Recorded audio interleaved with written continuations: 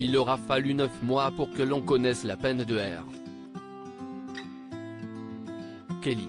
En septembre dernier, après un long procès de 6 semaines où 45 témoins avaient témoigné, le rappeur avait été reconnu coupable d'enlèvement, de séquestration, de relations sexuelles avec des mineurs et d'avoir dirigé pendant des années un système d'exploitation sexuelle de jeunes personnes, dont des mineurs.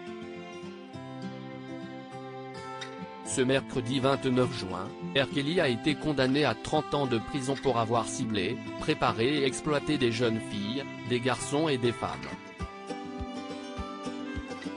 Dans leur dernier réquisitoire, les procureurs du tribunal fédéral de Brooklyn réclamaient au moins 25 années de réclusion criminelle en raison du danger que représenterait Robert Kelly, pour ses victimes et pour l'opinion publique. Le parquet américain estimait alors que le rappeur était un impudent, un manipulateur, dans le contrôle et la coercition, ne montrant aucun signe de remords ou de respect de la loi.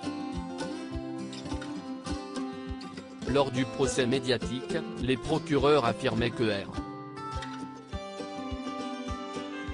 Kelly et son équipe ont voyagé à travers les États-Unis et à l'étranger pour se produire dans des salles de concert mais aussi pour recruter des femmes et des filles et se livrer à des activités sexuelles illégales, et ce, dès 1999. R. Kelly s'est attaqué à de jeunes femmes et à des adolescents dont les rêves de rencontrer une superstar se sont rapidement transformés en cauchemars de viol, de pédopornographie et de travail forcé, déclarait Nigel Melandé, agent spécial chargé des enquêtes sur la sécurité intérieure, dans un communiqué après l'inculpation de R. Kelly en 2019. Procès de R.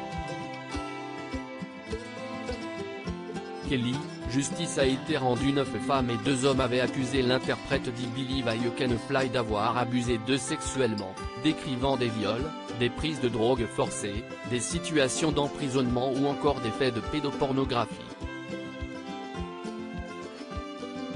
Ce fut un long voyage pour de nombreuses victimes et les membres de leur famille, a réagi Gerald Griggs, avocat de plusieurs des victimes, à l'annonce du verdict.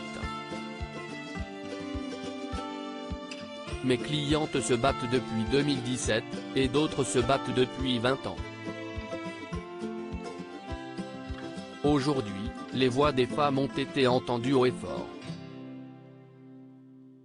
C'est un processus pour obtenir justice, et elles attendent avec impatience la condamnation, ainsi que ces 3 autres procès. Aujourd'hui, justice a été rendue pour Robert Sylvester Kelly. Pour l'avocate Gloria Allred, qui représente 3 des 6 plaignantes, le verdict contraire.